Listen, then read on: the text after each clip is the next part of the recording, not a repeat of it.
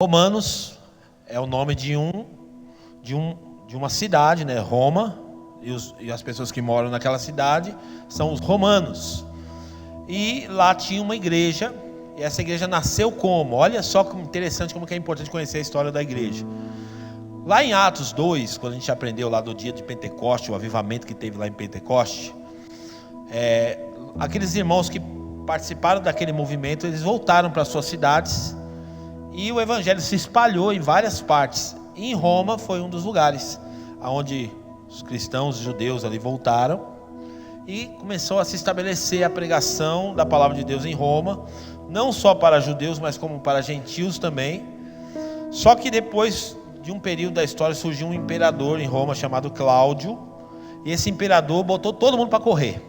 Todo mundo teve que sair de novo da cidade fugido, tanto judeus quanto gentios fugiram. Só que depois de algum tempo, ainda nos tempos do apóstolo Paulo, esse povo ele retorna de novo para Roma. E quando chega em Roma, está lá uma igreja. A igreja está lá ainda, né? Subterraneamente ainda prevalecendo. E essa igreja está lá, só que agora é uma igreja que predominantemente os gentios estão no comando daquela igreja, estão à frente daquela igreja. O que são gentios? Gentio é todo o povo que não é judeu. E aí o que acontece? Os judeus que estão convertidos agora começam a ter uma divergência, e essa igreja agora está dividida, com duas doutrinas. Por isso que Paulo vai escrever essa carta. Duas doutrinas competindo ali entre a igreja de Roma. Então duas doutrinas estão acontecendo ali. E agora Paulo vai escrever essa carta, porque ele queria unir esses dois povos, ele queria unir essa igreja. Ele não queria que essa igreja estivesse desunida por causa dessas questões doutrinárias. Então ele vai escrever essa carta. Ele escreve essa carta no fim da sua terceira viagem missionária. Ele estava na cidade de Corinto quando ele escreve essa carta. E ele estava com a missão de ir para Jerusalém, levar dinheiro para Jerusalém, para a igreja que estava passando dificuldades na Judéia, mas queria ir para Roma para poder ganhar força ali entre aqueles crentes. E detalhe importante, como eu já disse, não foi Paulo que fundou essa igreja. Então ele vai escrever uma carta para uma igreja que ele não funda, ele não é o fundador da igreja, ele nunca tinha ido lá ainda, está escrevendo uma carta sem antes ter ido em Roma, e ele está ansioso para poder encontrar essa igreja e interagir com esses irmãos. Então vamos acompanhar aí no capítulo 1 comigo, e é o capítulo que a gente vai ler hoje, salteadamente aqui, mas vamos aprender a palavra de Deus. Sempre eu gosto de dar esse pano de fundo para você entender e não estudar a Bíblia de forma aleatória, mas estudar a Bíblia com essa consistência dos textos sagrados. Então o texto vai começar dizendo aí no capítulo 1, se você for ver, que ele vai introduzir e vai se apresentar. Então ele vai começar dizendo aí, Paulo, servo de Jesus Cristo, chamado para ser apóstolo, separado para o evangelho de Deus. Então logo nos primeiros versículos aí, é uma apresentação, uma introdução e uma motivação que ele está mostrando. Por que ele está escrevendo essa carta, qual que é a ideia dele de escrever essa carta. Ele está se apresentando, está defendendo ali também a sua missão. Ele está dizendo assim, olha, eu sou devedor de todo mundo. Depois, se você vai ler, eu não vou me deter nessa introdução, mas eu quero ir direto ao ponto dessa mensagem hoje. E a gente vai lá para o versículo 16. Gente, é importante demais nesse período que a gente vai estar estudando Romanos, leia Romanos. Só para você ter uma ideia da profundidade dessa carta. Não sei se você já ouviu falar em Agostinho de Hipona. Agostinho de Hipona foi um grande pai da igreja. E sabe como que ele se converteu? Lendo Romanos. Lutero se converteu? Lendo Romanos. John Wesley se converteu? Lendo Romanos. Olha para o seu irmão e fala para ele, você também vai se converter lendo Romanos. Vai se converter em nome de Jesus. Se todo mundo desses caras se converte lendo Romanos, nós também vamos nos converter lendo Romanos. Então, leia com calma. Nós vamos ter aí esse período que a gente vai estudar aí, talvez 1 ou 2 ou 3 meses estudando Romanos, mas leia com calma, todo dia separa. Eu quero desencorajar você a ler outros textos da Bíblia, por enquanto nesse período, pelo menos na sua leitura devocional, leia Romanos, com calma, não correndo. São 16 capítulos, mas leia com calma, pausadamente, para que essa palavra penetre dentro de você. Olha só para você ter uma ideia. Essa Bíblia que eu tenho aqui na mão é a Bíblia da Reforma, né? Então é uma Bíblia inspirada aí na obra de Lutero. Tem uma fala dele aqui que eu acho muito interessante, que ele fala assim, ó: esta epístola é sem dúvida o escrito mais importante do Novo Testamento e o mais puro Evangelho. É digno e merecedor de que o cristão não só conheça de cor, palavra por palavra, olha forte isso, palavra por palavra, mas também com ela se ocupe diariamente como pão diário para a alma, pois ela jamais poderá ser lida ou contemplada em demasia. Ou seja, nunca vai ser demais você ler essa carta aos Romanos. Mas a gente vai direto para o versículo 16, e aí eu vou lendo e a gente vai conversando um pouquinho sobre isso, tá bom? Paulo vai falar assim, ó: eu não me envergonho do Evangelho, porque é o poder de Deus para a salvação de todo aquele que crê, primeiro do judeu, depois do grego. Por que você percebe que ele está tentando unir aqui? Percebe aqui que a gente vai, no decorrer dos nossos dias ministrando aqui, você vai entender melhor. Mas aqui ele está citando dois grupos, judeu e grego. Está falando, ninguém é melhor do que ninguém. O Evangelho é o poder de Deus para a salvação, tanto do judeu quanto do grego. Ou seja, de quem é judeu e de quem é gentil. É o poder de Deus. E eu não me envergonho desse Evangelho. Então a gente pensa que às vezes o poder de Deus está nos sinais, na cura, nos milagres. Tudo isso, gente, é apenas um acessório. Tanto é que tem pessoas que vão ser curadas e tem outras que não serão curadas. Isso sempre aconteceu na história. Até Jesus, você acha que todo mundo que Jesus passou por ele foi curado? Não, a Bíblia mesmo relata, teve lugar que Jesus não pôde operar milagre. Por quê? Porque o milagre não é o centro do Evangelho. O milagre não é o centro, não é a mensagem principal do Evangelho. É maravilhoso poder ver os milagres, é maravilhoso poder ver as manifestações, sinais, prodígios, maravilhas, mas a Bíblia está dizendo que o poder de Deus não são essas coisas, mas o poder de Deus é o Evangelho. Olha lá: não me envergonhe do Evangelho, porque é o poder de Deus. O poder de Deus é o Evangelho. E o poder para quê? Para a salvação. Para a salvação de quem? De todo aquele que crê. Toda pessoa que crê. Então o poder de Deus é o Evangelho do Senhor Jesus. Continuando, por favor. Porque no Evangelho, por que o Evangelho é o poder de Deus? Porque no Evangelho é revelado. É só através do Evangelho que as pessoas vão compreender isso.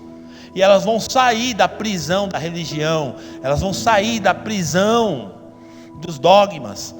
Por quê? Porque é revelado a justiça de Deus. Ou seja, vai ser revelado no Evangelho a maneira como Deus deseja salvar os homens. A justiça de Deus é revelada no Evangelho. Uma justiça que do princípio ao fim é pela fé, como está escrito: o justo viverá pela fé. Então é no Evangelho que a gente consegue ver isso. É só na exposição do Evangelho. Por isso que é importante a gente estar exposto à palavra de Deus, ouvir a palavra de Deus, ler a palavra de Deus, se envolver com a palavra de Deus. Por quê? Porque é no Evangelho que essa informação, que esse poder alcança a nossa vida e é revelado a nós. O quê? Revelado que é tudo pela fé. Quem ainda não pôde experimentar o poder do Evangelho, ainda está preso na lei, ainda está preso nas obras, ainda está preso nos dogmas. Mas aquele que está exposto ao Evangelho, ele descobre que a justiça de Deus é revelada. E ela é revelada e mostrada para nós, que é uma justiça que do princípio ao fim, nada no Evangelho é sem a fé. Nada. Tudo é pela fé. Amém? Você está entendendo? Continuando, por favor. Portanto, agora que o texto vai começar a ficar mais quente, meu irmão. Portanto, a ira de Deus é revelada do céu. De novo a palavra revelada. Primeiro a gente está falando que do Evangelho é revelado a justiça de Deus. Mas olha só. Portanto, a ira de Deus é revelada do céu contra toda impiedade e injustiça dos homens que suprimem a verdade pela injustiça. Então a primeira coisa que a gente nota aqui é que Deus está irado. Sabia que Deus está irado? Isso é um fato, gente. Deus ainda está irado. Deus está irado. E esse texto é tão forte que a gente vai estudar aqui nessa manhã, porque a gente vai perceber que muitas coisas vão até se tornar claras para nós mediante essa exposição bíblica, e a gente vai entender muitas coisas que tem a ver até de maneira generalizada com o mundo inteiro. Por que o mundo está do jeito que está? Por que o mundo está vivendo do jeito que vive? Por que a gente vê tanta maldade, tanta atrocidade, tanta gente mergulhada no pecado, no engano? Por quê? A própria Bíblia vai mostrar para nós o que os textos sagrados vão dizer. Se eu pudesse dar um tema para essa palavra nessa manhã, o tema seria abandonados por Deus.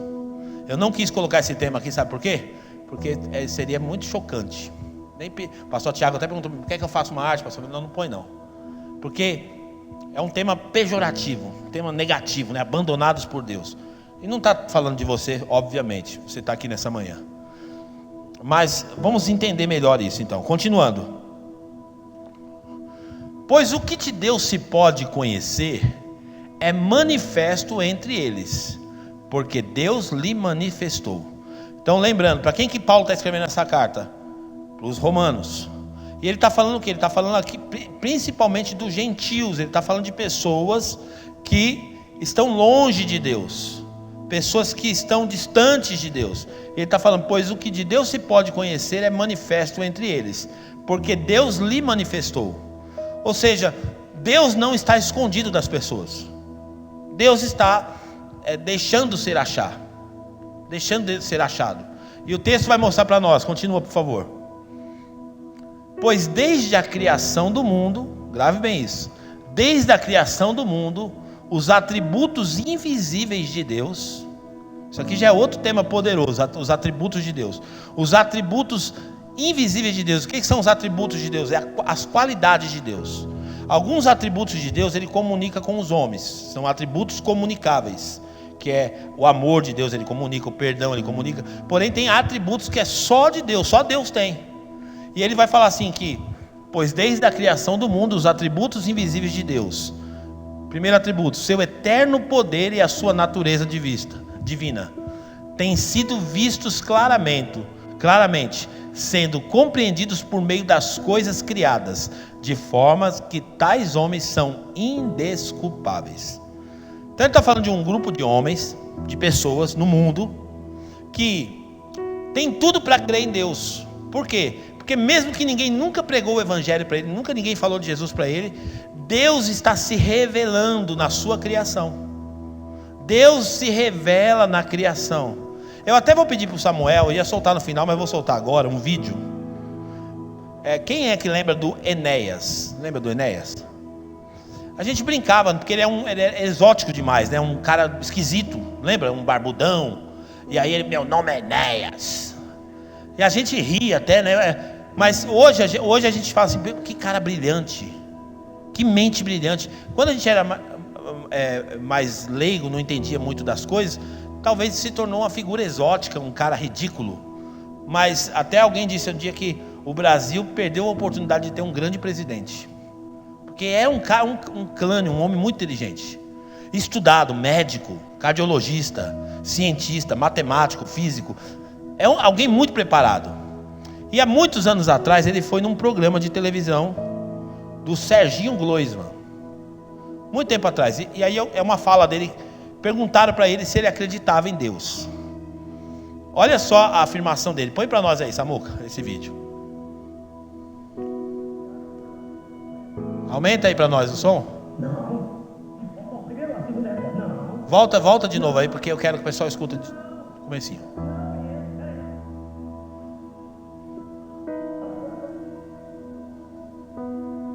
E a Adriana, de Ribeirão Preto, pergunta se o senhor é ateu. Não. De fofoqueiro, assim, né? Não mesmo, não. É muito bonito, peraí. Deixa a história do pai, meu.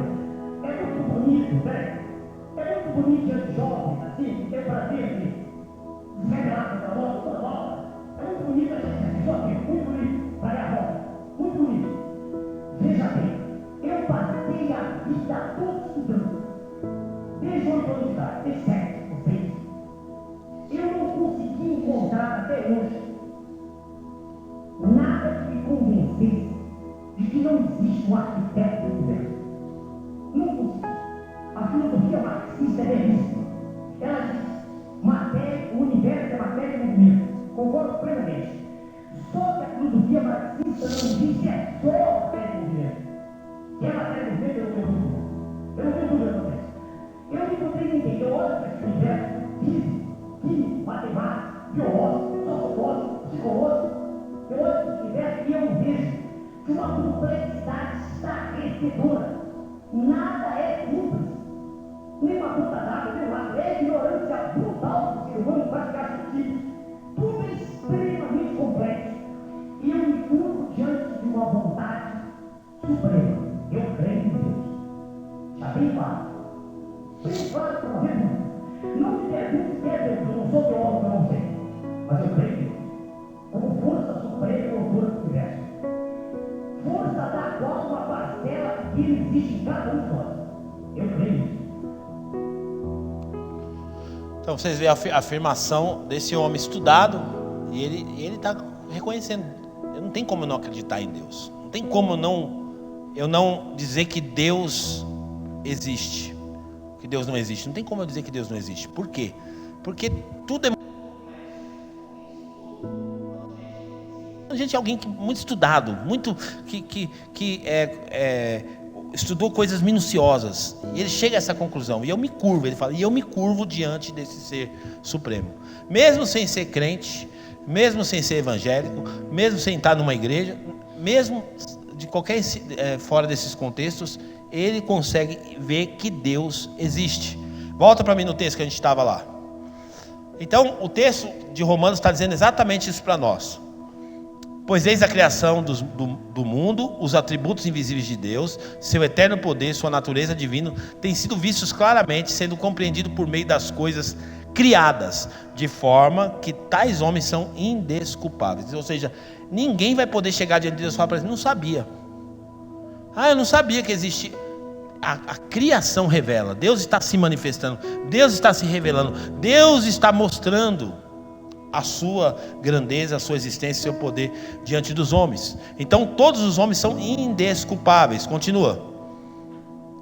Porque tendo conhecido a Deus, não o glorificaram. Então a primeira coisa que Deus exige da sua criação é que glorifique a Ele. Todas as pessoas precisam glorificar a Deus, precisam dar glória a Deus. Tem que dar glória a Deus. Isso, e o que a gente está vendo hoje no mundo de hoje? As pessoas não estão reconhecendo a Deus mais. Elas estão combatendo contra Deus, elas estão refutando a Deus, elas estão discordando de Deus, elas não glorificam a Deus. E é uma exigência de Deus, porque tendo conhecido a Deus, não glorificaram como Deus e nem lhe renderam graças, nem agradeceram a Deus pela vida. Se a gente está aqui vivo hoje aqui, a gente tem que agradecer a Deus, gente. Só da gente estar aqui hoje vivo, respirando, porque já parou para você pensar o que te mantém vivo? Não é só os seus órgãos, é o fôlego de vida que Deus dá para a gente. É isso que nos mantém vivo. Por isso que a gente tem que acordar todo dia e dizer: muito obrigado, Jesus, pelo dom da vida. Muito obrigado, Jesus. Muito obrigado, Deus, pelo privilégio de poder viver. Então os homens estavam desse jeito. Não glorificavam a Deus e nem renderam graça, mas os seus pensamentos tornaram-se fúteis e os seus corações insensatos se obscureceram. Então esse homem, por isso que eu falo, a gente está vendo aqui, eu mostrei o vídeo do Enéas aqui, alguém que estudou para reconhecer Deus. Hoje a gente está vendo as pessoas estudar para negar Deus. Elas estão estudando para chegar. O que está acontecendo hoje? Os nossos filhos entram nas universidades para aprenderem que Deus não existe. As pessoas entram na faculdade hoje para aprenderem que Deus não é importante. Então é nobre ver um homem desse, que estudou a vida toda, como ele disse, desde pequeno, estudando, para reconhecer que Deus existe. Então as informações que nós recebemos não é para a gente negar a Deus, é para a gente concordar que Deus existe e que está governando o universo. É para isso que serve. O conhecimento serve para isso. O conhecimento não é para a gente derrubar a existência de Deus. Muito pelo contrário. O conhecimento é para a gente apontar e concordar, dizendo assim, Deus de fato existe.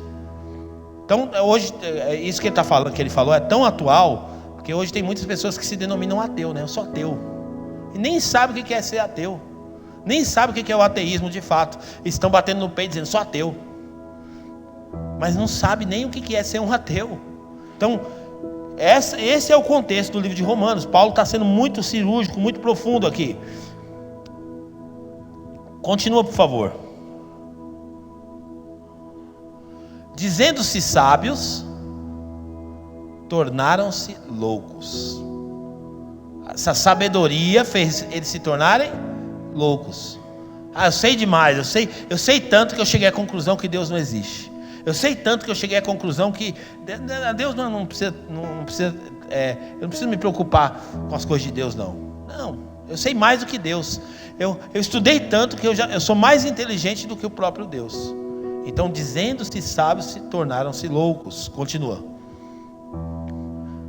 E trocaram a glória do Deus imortal por imagens feitas segundo a semelhança do homem mortal, bem como pássaro, quádrupes e répteis. E aí aqui ele está falando, primeira sinalização desse homem que não aceita e não reconhece a existência de Deus é se voltar à idolatria. Fazer idolatria. É isso que o texto está mostrando para nós. Dentro desse raciocínio, eu queria pensar um pouquinho, a gente vai voltar para o texto já, mas pensar um pouquinho, quem é Deus para nós? Então eu quero que você veja Deus como Pai. Deus é um Pai. Tanto é que a gente é encorajado por Jesus em Mateus capítulo 6 fazer a oração do Pai Nosso. É o nosso Pai. Deus é o nosso Pai.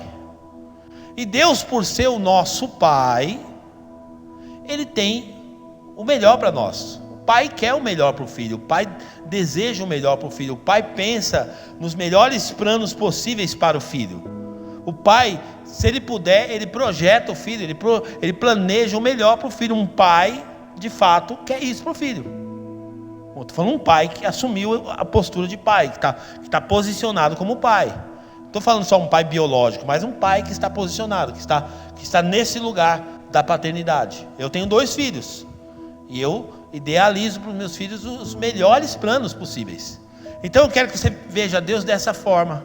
Deus te vê como filho e você também deve vê-lo como pai. Ele é um pai que tem um plano perfeito para você, que tem um plano maravilhoso para a sua vida. Esse é o seu Deus. E o que aconteceu? Deus é o pai dessa criação toda. Esse pessoal ainda não tem a filiação de Deus, mas ele faz parte da criação de Deus. É a criação de Deus. E o que Deus exige dessa criação? Que glorifique a Ele e que agradeça a Ele. É o que nem um pai normal. Não é assim que a gente quer do nosso filho? Que o nosso filho reconheça que a gente é o pai deles. Reconheça que a gente cuida deles. O nosso filho deve agradecer a gente? Claro que deve agradecer a gente. Claro que eles devem agradecer. Hoje a gente está numa sociedade hoje que o filho não agradece o pai mais. Ele acha que o pai faz mais do que obrigação. Não faz mais do que obrigação me dar uma roupa, não faz mais do que obrigação me dar um sapato, não faz mais do que obrigação me comprar comida. Então ele não agradece, ele acha que ele não tem que agradecer ao pai. Então eu estou colocando, só para você entender, fazendo essa analogia do pai biológico com o pai celestial.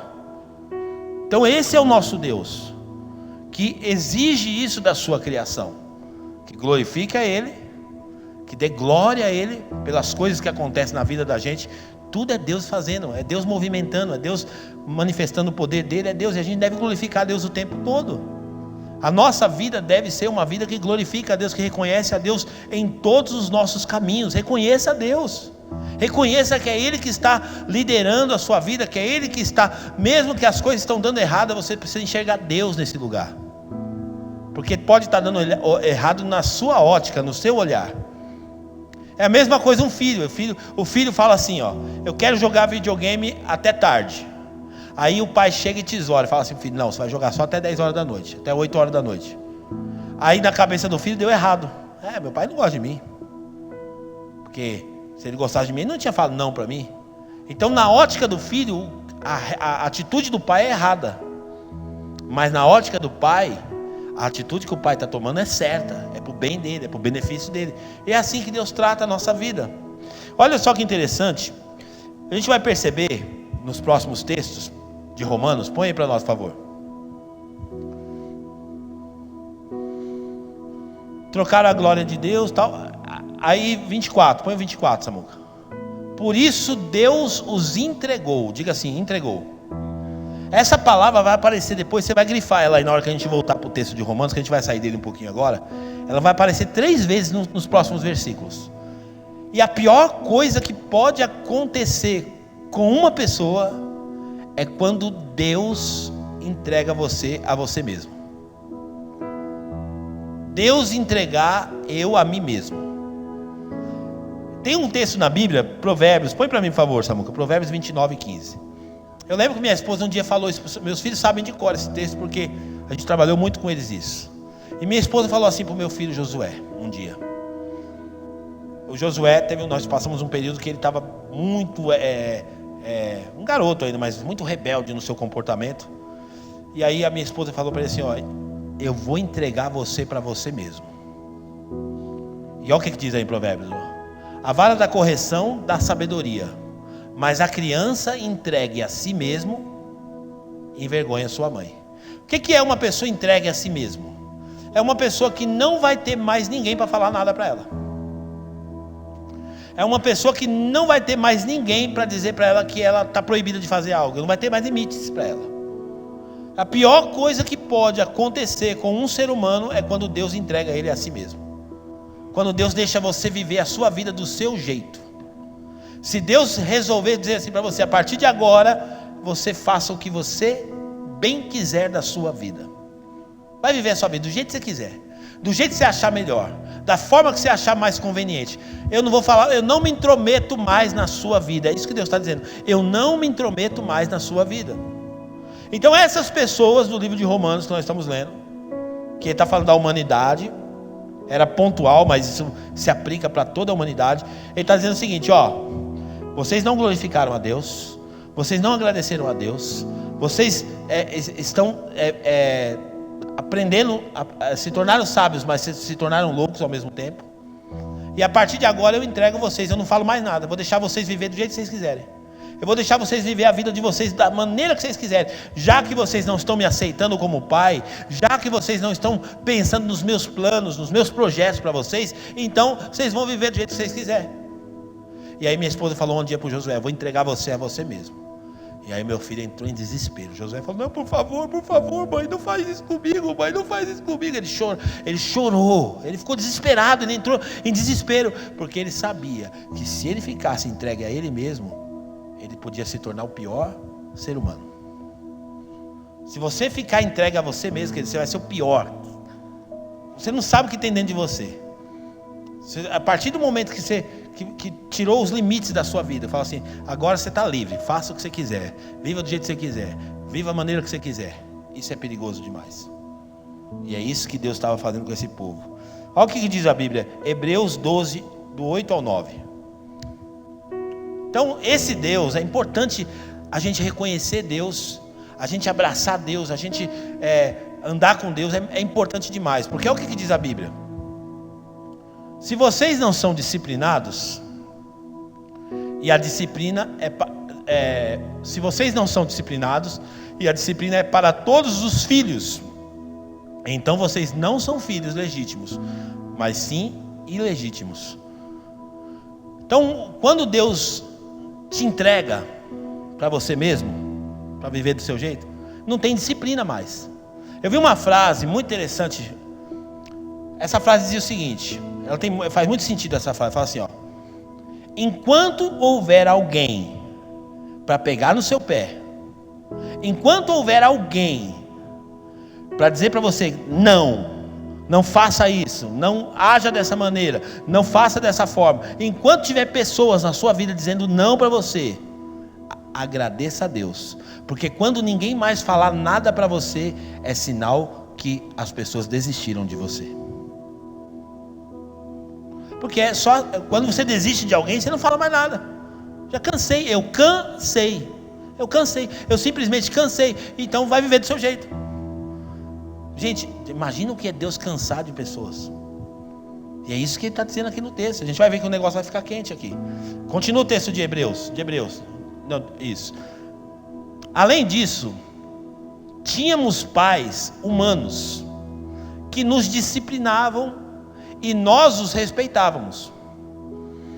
Quanto mais devemos submeter-nos ao Pai dos Espíritos, para assim vivermos. Então, o nosso Deus é o nosso Pai. A gente tem que se submeter a Ele para quê? Para morrer? Sim ou não? Para quê? Para viver. Então, quando a gente se submete a esse Pai, é para produzir um resultado bom para nós. É para a gente viver. É para nós conseguirmos viver. Jeremias 29:11, um texto muito conhecido de todos nós. Jeremias 29:11.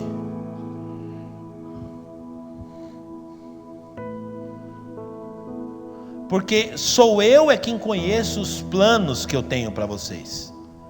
Você não conhece o plano de Deus para você. Então não tenta ensinar a Deus, não tenta interferir no que Deus... Deus, não tenta dizer para Deus, Deus, não é melhor o Senhor fazer assim? A gente não pode dar opinião no que Deus tem. Porque o que Deus tem para nós é melhor. A gente tem que se calar e deixar Deus fazer a vontade dele na nossa vida. Porque a vontade de Deus é boa, perfeita e agradável para nós, pode ter certeza. Não vai dar erro. E ele fala assim, eu é que conheço os planos que eu tenho para vocês, diz o Senhor. Planos de fazê-los prosperar e não de lhes causar dano. Deus não quer causar dano na gente.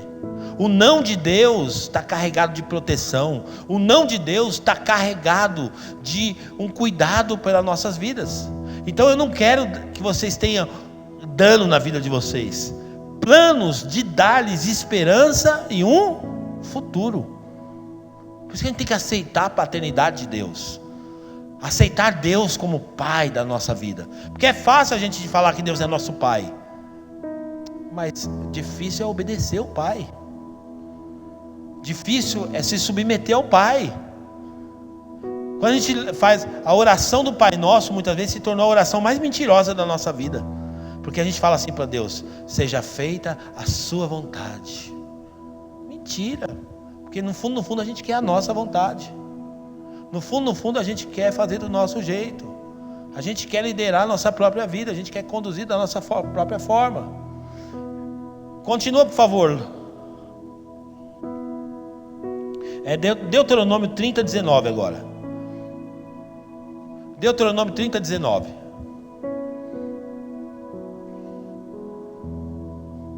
Hoje eu invoco os céus e a terra como testemunhas contra vocês, de que coloquei diante de vocês a vida e a morte, a bênção e a maldição. Então, eu acho o máximo essa pedagogia de Deus. Porque Deus está dizendo o seguinte: eu quero educar vocês de um jeito diferente. Eu podia usar aqui um chicote, amarrar vocês, prender vocês, igual o diabo faz. Porque o diabo aprisiona as pessoas. Deus não. Deus, ele trabalha como? Deus trabalha com a sua vontade, deixando você livre para fazer as suas escolhas. E ele fala assim: eu vou colocar diante de vocês duas portas, uma da bênção e a outra da maldição. Aqui, hoje eu invoco os céus e a terra como testemunhas contra vocês, de que eu coloquei diante de vocês a vida e a morte, a bênção e a maldição. Está diante de vocês. Aí ele dá uma dica. Olha a dica de Deus: agora escolham o quê? Escolhe a vida. Está aqui, vida e morte, bênção e maldição. Escolhe a vida. Deus está dando uma dica: escolhe isso aqui, isso aqui é melhor para você. Escolha a vida para que vocês e seus filhos vivam. Ou seja, a escolha de vocês, ela vai reverberar, ela vai causar um efeito para a próxima geração. As nossas escolhas, querido, que nós fazemos, podem afetar a nossa próxima geração. Afeta. Uma escolha errada que você faz, seja amorosa, financeira, seja o que for, pode afetar a próxima geração sua. Então ele fala: escolhe a vida, para que vocês vivam. Versículo 20. Põe lá para mim, por favor. E para que vocês amem o Senhor, o seu Deus, ouçam a sua voz e se apeguem firmemente a Ele. Gente, Deus quer liderar nossas vidas.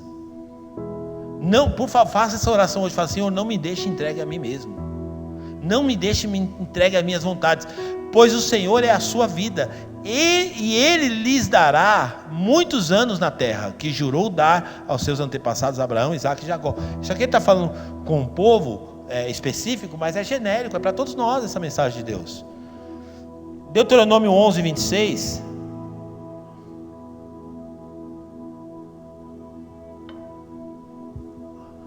Preste atenção. Hoje eu estou pondo diante de vocês a bênção e a maldição. Continua. Vocês terão a bênção se obedecerem aos meus mandamentos, aos mandamentos do Senhor, o seu Deus, que hoje estou lhe ordenando. Continua. Mas terão maldição se desobedecerem aos mandamentos do Senhor, o seu Deus, e se afastarem do caminho que hoje lhes ordeno, para seguir deuses desconhecidos. Então sempre vai ser assim a dinâmica da vida cristã. É uma dinâmica de escolhas. Decisões que você tomar baseado na orientação da palavra vai concluir para a vida de vocês um resultado bom. Mas também decisões que vocês tomarem sem a orientação da palavra vai culminar em um resultado ruim, vai dar ruim no final. Então me aceitem como pai. Eu sei o que eu estou fazendo, eu sei o que eu estou falando para vocês, eu sei liderar vocês. Aceitem a minha liderança, me aceitem como pai. É isso que Deus está falando conosco nessa manhã. Então a maior desgraça que pode acontecer comigo e com você é o fato de Deus entregar a gente a nós mesmos. É o fato de Deus abandonar a gente na mão das nossas vontades. Para você pensar nisso. Para pensar um pouquinho nisso. Se Deus dissesse para você, a partir de agora, seja feita a tua vontade, no que vai dar? Que destino que vai ter a sua vida? A partir de agora é a tua vontade que vai liderar você. Eu não quero ser liderado pela minha vontade. A Bíblia fala em Lucas capítulo 9, versículo 23, que nós devemos negar a nós mesmos. Por quê? Porque as minhas vontades não vão culminar para o plano de Deus. Então por isso que eu nego a minha vontade. Eu nego a mim mesmo para viver a vontade de Deus. Eu quero viver o que Deus tem para mim. Por quê? Porque o que Deus tem para mim é muito melhor do que o que eu mesmo podia ter planejado. Volta lá para Romanos, por favor, Samuca.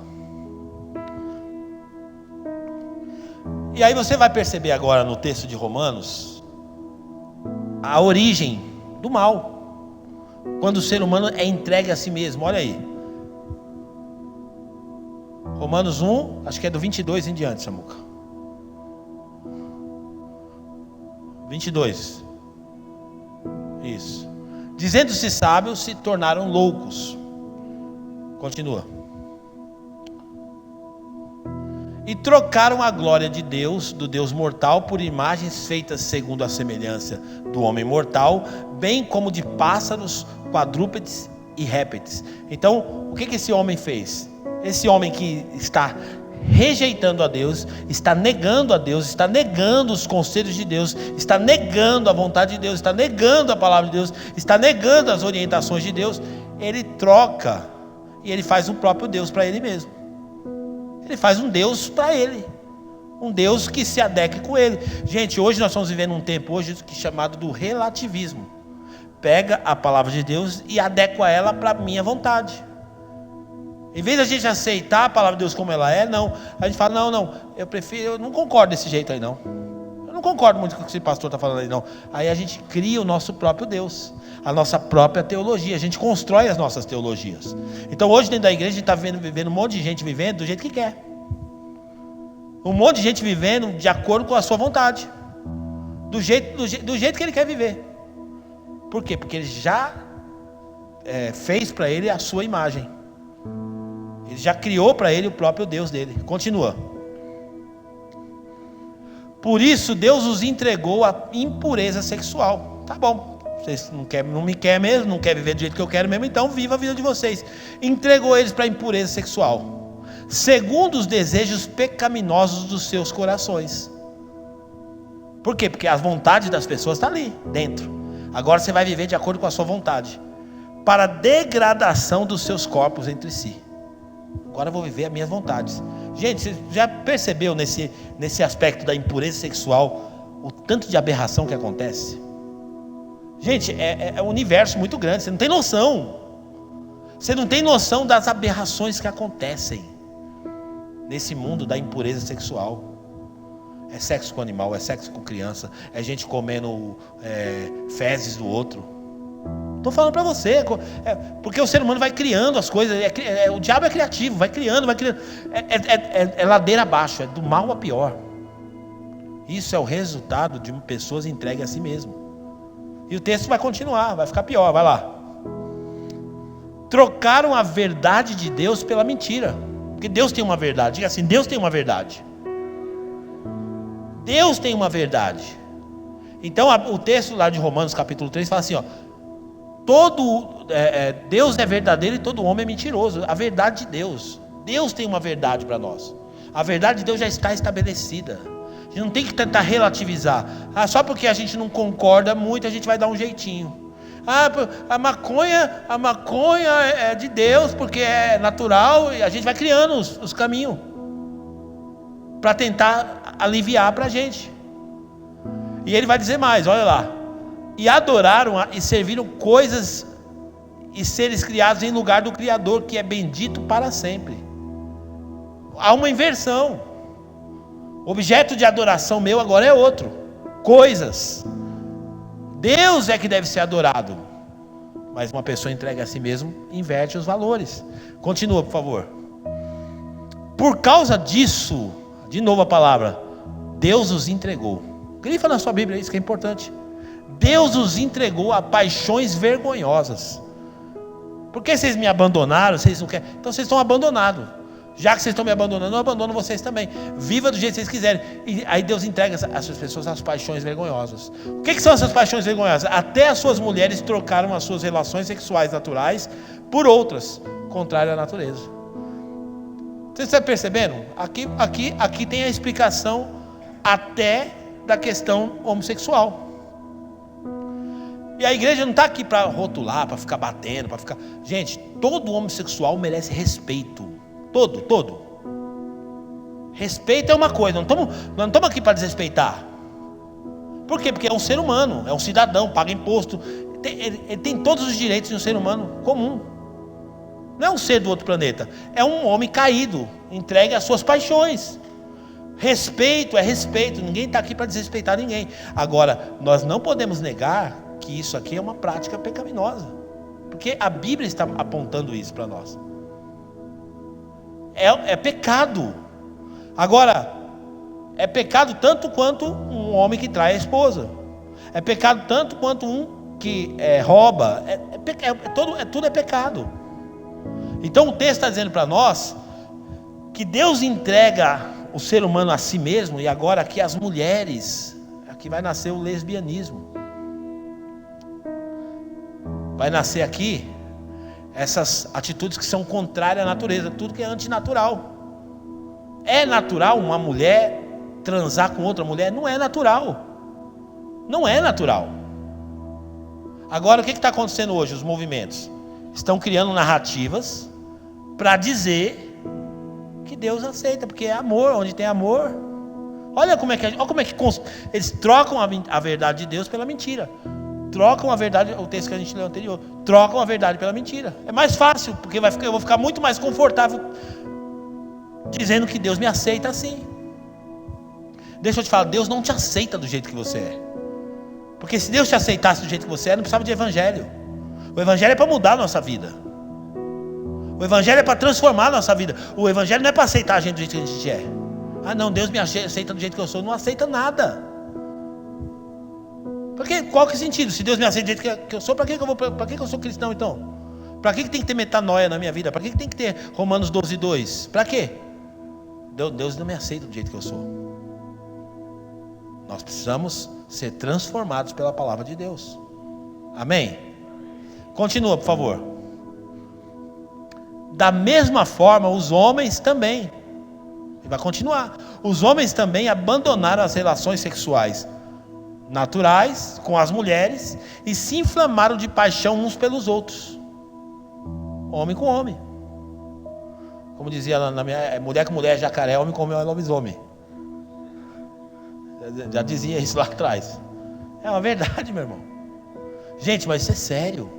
E deixa eu falar, isso é tão sério que está sendo introduzido. As crianças estão chegando em casa hoje dizendo que gostam de menino. Filhos. Essas ideologias estão... Se você não se posicionar como um cristão, defender a sua família, você vai perder a sua família para essas ideologias. Crianças chegando em casa dizendo assim: mamãe, eu gosto de mulher. Papai, eu vou casar com menino, porque não tem nada a ver, é amor. Deus é amor. Mas isso aqui é um comportamento de pessoas que Deus está abandonando para viver do jeito que quer. Com as mulheres se inflamaram de paixão uns pelos outros. Começaram a cometer atos indecentes, homens com homens, e receberam em si mesmos o castigo merecido pela sua perversão. Isso é um ato da queda do ser humano. Isso aqui é para mostrar. Isso aqui não é para a gente rotular, escrever assim: gay, vai para o inferno, lésbica. Não é para isso que a gente está lendo o texto bíblico. Não é para gerar ódio por essas pessoas, não. São pecadores caídos que precisam da misericórdia e do arrependimento. Pessoas que precisam se arrepender. Agora você fala assim, se eu perguntar aqui para os homens, quem é gay aqui? O cara fala: eu não. Fica entregue para si mesmo, para você ver. Pode virar um gay. É verdade, irmão. Fica entregue para si mesmo, para você ver. Quem é lésbica aqui? Não, eu não, eu gosto de homem. Se entrega a si mesmo para você ver. Porque é de mal a pior, querido. O pecado, ele vai deteriorando o ser humano. Ele vai desconfigurando o ser humano. Então, eu não duvido de nada do ser humano. Qualquer ser humano, eu não posso olhar para... não, o Ralph é tão bonzinho, ele não tem coragem de fazer isso. Se ele ficar entregue para si mesmo, ele tem coragem de fazer até aquilo que qualquer um aqui pode duvidar. Sua esposa duvida, seu marido, seu marido não, que você não tem marido, Ralph. O nome de Jesus tá amarrado no nome de Jesus. Tá muito pastor, essa igreja está muito inclusiva aí. Está amarrado. Fazer o que a esposa duvida, o que o sogro duvida, o que a mãe duvida. Não, o meu filhinho, a dona Maria, meu filhinho saiu da minha barriga, ele jamais teria coragem de fazer isso. Você que pensa. O ser humano entregue para si mesmo se torna o pior dos seres humanos. Porque a gente precisa de Deus, gente. Sem Deus não dá. Sem Deus não dá. Sem Deus a gente é o pior dos piores. Continua, por favor. Além do mais, visto que desprezaram o conhecimento, olha o que aconteceu, eles desprezaram o conhecimento de Deus. Gente, desprezar o conhecimento de Deus. Deus está querendo se revelar para o mundo. Como a gente já leu aqui em Romanos, na criação Deus está querendo mostrar, Deus está mostrando para o mundo e dizendo assim: eu estou aqui para vocês. Mas as pessoas estão desprezando o conhecimento de Deus. De novo, o que vai acontecer? Ele os entregou, mais uma vez a palavra entregou, eles entregou a uma disposição mental reprovável para praticarem o que não deviam, para viver do jeito que quer, agora na mente da pessoa. Vou entregar você para os seus pensamentos, você praticar o que você não deve fazer, porque todo mundo sabe o que não deve fazer, mas o ser humano entregue para si mesmo, meu irmão, é o pior, uma porcaria. Continua. Tornaram-se cheios de toda sorte de injustiça. Você se torna, está percebendo? Longe de Deus você vai se tornar alguma coisa. Não, eu mesmo se eu me afastar de Deus, eu tenho os meus valores, tem nada, meu irmão, tem nada. Você longe de Deus, você é um lixo. Sem longe de Deus, você não vale nada. Você é pedófilo, você pode fazer um monte de coisa, você não tem noção. Não duvide do diabo. Não duvide do seu pecado, não duvide. A gente tem que se dobrar para Deus mesmo, tem que se inclinar para Deus mesmo, tem que se humilhar para Deus mesmo, tem que viver nos pés de Deus mesmo. Sem Deus não dá. Tornaram-se cheios de injustiça, maldade, ganância, depravação. Olha aí. ganância, depravação, estão cheios de inveja. Aí vai dizer aqui tudo que o ser humano vai se tornando: homicídio, rivalidades, engano, malícia, são bisbilhoteiros. Gente, aí olha só, você vai falar assim: nossa, mas a gente só tem um jeito de ficar livre dessas porcarias todas aqui. Quanto mais a gente se relacionar com Deus, quanto a gente mais se misturar com Deus, mais parecido com Ele a gente vai ser. Quanto mais a gente mergulhar em Deus, mais parecido com o Senhor a gente vai ser. Continua, por favor, versículo 30. Caluniadores, tem uma lista grande aí: inimigos de Deus, insolentes, arrogantes, presunçosos, inventam maneiras de praticar o mal. Inventam maneiras de praticar o mal. O ser humano vai criando coisas mesmo. Você já viu alguém dizer assim? O senhorzinho mais antigo lá fala assim: nossa, o mundo está pior do que quando eu era. Por quê? Porque é muito criativo. Não é assim, dona Marina? Tem coisas que a senhora vê hoje que a senhora fala assim: eu não acredito que eu ia viver para ver um negócio desse. Não é assim, Paulo? Os mais senhores aqui que estão entre nós aqui sabem disso. Fala assim: eu não acredito que eu estou vendo um negócio desse hoje. Tem até um vídeo no Instagram que fala: manhinha, a Didinha dizia: olha, você vai ver coisa, você vai ver coisa, você vai ver coisa. Já vi? Né? Eu dizia que você ia ver coisa. E tá, eu estou vendo coisa mesmo. Não é assim, Fabiano? Já viu isso aí? Já viu esse vídeo aí? Não, que ele estava em Didinha, você vai ver coisa, vai ver. Tá vendo coisa mesmo, irmão. E vê coisa mesmo. Gente, a gente vê coisa que a gente. E é só o começo. Tem países aí que o cara fala assim, o cara chega lá e fala assim: eu quero casar com essa árvore aqui. E o cara vai lá e casa. Casa com uma árvore. Casa com um animal. O ser humano, ele inventa maneiras de praticar o mal.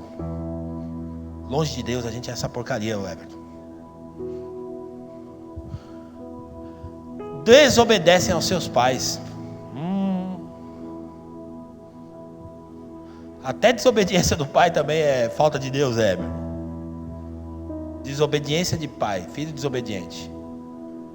Parece uma coisa tão simples, né? Mas está na lista aqui também. Podia ter tirado a lista aqui, mas está na lista.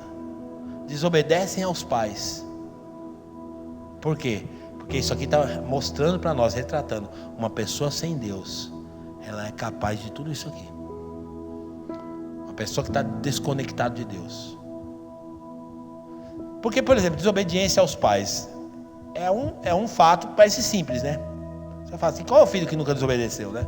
Parece uma coisa simples, mas é um pecado gravíssimo. Por quê? Porque o que a Bíblia fala que é para fazer com pai e mãe? Para honrar. Não é isso que a Bíblia fala? Para honrar pai e mãe? Então, quando você desobedece pai e mãe, você está desonrando, está pecando. E honrar pai e mãe está na lista dos 10 mandamentos.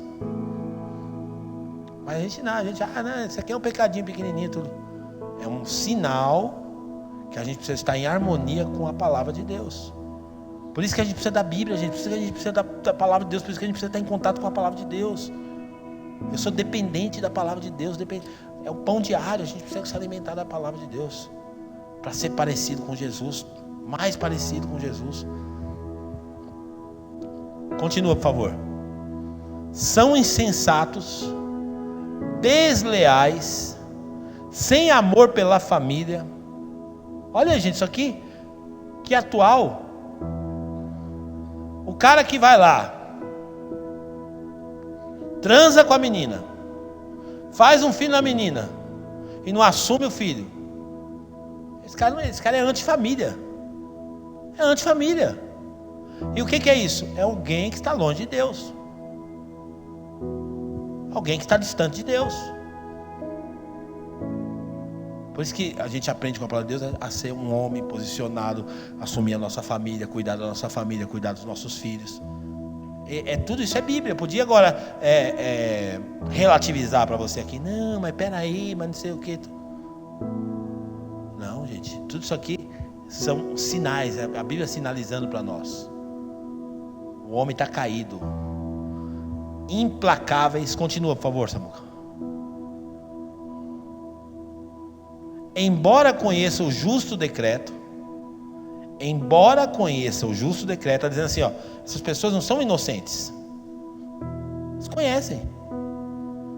Elas têm uma coisa chamada consciência. Como é que ninguém pregou? A gente sabe, gente, a gente já tem aqui uma sinalização de Deus em nós. Embora conheça o justo decreto de Deus, de que pessoas que praticam tais coisas merecem a morte, é consciente. Sabe quando é consciente? Eu sei que quem faz isso merece a morte, mas mesmo assim eu continuo.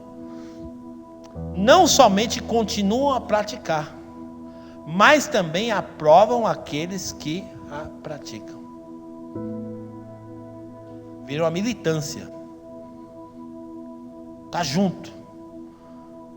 Uma coisa, querido, é nós tropeçarmos em alguma coisa dessa aqui e correr para o pé da cruz e pedir perdão. Senhor, misericórdia, Pai. Eu não quero ser assim, Deus. Senhor, eu sou teu filho, eu te aceito como pai. Me disciplina, me corrige. Eu te aceito como pai. Eu não quero viver assim. Que o Senhor tenha compaixão de nós. Essa é a nossa introdução do livro de Romanos. Você percebe o que vem por aí, né? É o começo. Primeiro, Martin Lloyd Jones disse uma coisa interessante. Não sei se você sabe, mas a Bíblia não é organizada em ordem cronológica. O primeiro livro do Novo Testamento não é nem os Evangelhos. O primeiro livro é 1 Tessalonicenses. O primeiro livro do Novo Testamento é a carta do apóstolo Paulo aos Tessalonicenses. Só que quando eles organizaram o cânon aqui, a Bíblia, eles colocaram os Evangelhos. Aí na sequência colocou Atos dos Apóstolos, para falar sobre o avivamento e a história da igreja. E em seguida coloca Romanos. Por quê? Porque Romanos é um livro doutrinário. O que ele está querendo dizer para nós isso? Que está querendo dizer que todo avivamento precisa ser acompanhado de doutrina. Todo avivamento tem que estar acompanhado de doutrina. Porque se não tiver acompanhado de doutrina, é só um movimento. Que Deus possa nos conduzir. Faça uma oração nessa manhã. Eu quero pedir para o louvor subir aqui.